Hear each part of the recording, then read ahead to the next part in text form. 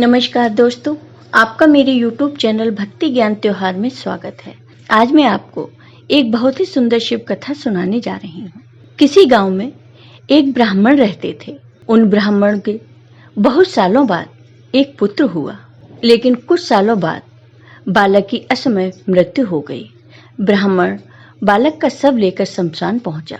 उसे पुत्र प्राप्ति के लिए किए गए जप तप और पुत्र का जन्मोत्सव याद आ रहा था। शमशान में एक गिद्ध और एक शियार रहते थे। दोनों सब देखकर बड़े खुश हुए। दोनों ने प्रचलित व्यवस्था बना रखी थी। दिन में शियार मांस नहीं खाएगा और रात में गिद्ध। शियार ने सोचा, यदि ब्राह्मण दिन में ही सब रखकर चला गया तो उस पर गिद्ध का अधिकार होगा। इसलिए क्यों ना अंधेरा होने तक ब्राह्मण को बातों में फंसाकर रखा जाए। वहीं गिद्ध ताक में था कि सबके साथ आए कुटुंब के लोग जल्द से जल्द जाएं और वे उसे खा सके। गिद्ध ब्राह्मण के पास गया और उसे वैराग्य की बातें शुरू की। गिद्ध ने कहा, मनुष्यों, आपके दुख का कारण यही मोह माया ही है। संसार में आने से पहले हर प्राणी की आयु तय हो जाती है। संयोग और वियोग प्रकृति के नियम हैं। आप अपने पुत्र को वापस नहीं ला सकते, इसलिए शोक त्याग कर प्रस्थान करें। संध्या होने वाली है। संध्या काल में शमशान प्राणियों के लिए भयदायक होता है, इसलिए शीघ्र प्रस्थान करना उचित है। गिद्ध की बातें ब्राह्मण के साथ आए रिश्तेदारों को बहुत प्रिय लगी। वे ब्राह्मण से बोले, बालक के जीवित होने की आशा नहीं है, इसलिए यहाँ रुकने का क्या लाभ। शियार सब सुन रहा था। उसे गिद्ध की चाल सफल होती दिखी तो भागकर ब्राह्मण के पास आया। शियार कहने लगा, बड़े निर्दयी हो। जिससे प्रेम करते थे उसके मृतदेह के साथ थोड़ा वक्त भी नहीं बिता सकते, फिर कभी इसका मुख नहीं देख पाओगे। कम से कम संध्या तक रुककर जी भर के इसे देख लो। उन्हें रोके रखने के लिए शियार ने नीति की बातें की। जो रोगी हो, जिस पर अभी योग लगा हो और जो शमशान की ओर जा रहा हो, उसे बंधु बांधवों के सहारे की जरूरत होती है। शियार की बातों से परिजन को कुछ तसल्ली हुई और उन्होंने तुरंत वापस लौटने का विचार छोड़ दिया।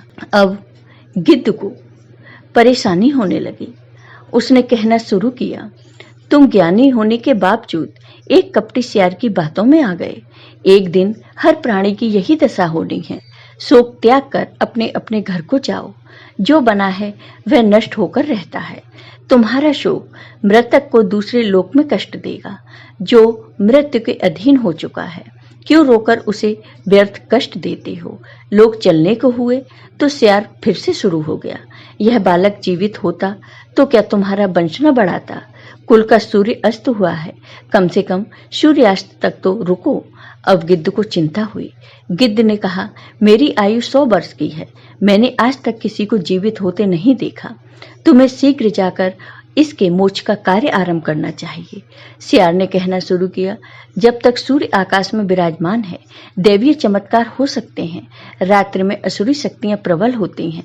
मेरा सुझाव है थोड़ी प्रतीक्षा कर लेनी चाहिए।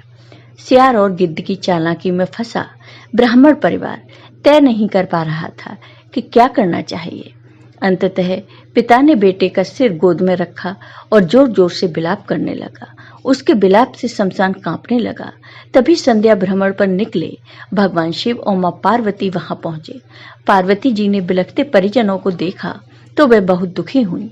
उन्होंने भगवान शिव से बालक को जीवित करने का अनुरोध किया।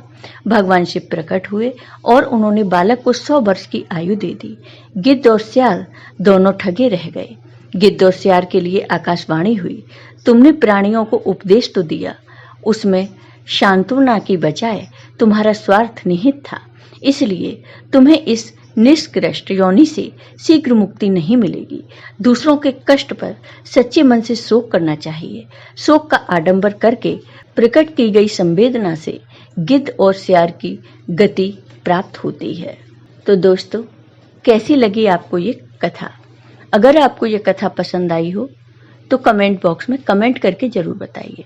साथ ही मेरे वीडियो को ज़्यादा से ज़्यादा शेयर करिए। धन्यवाद दोस्तों।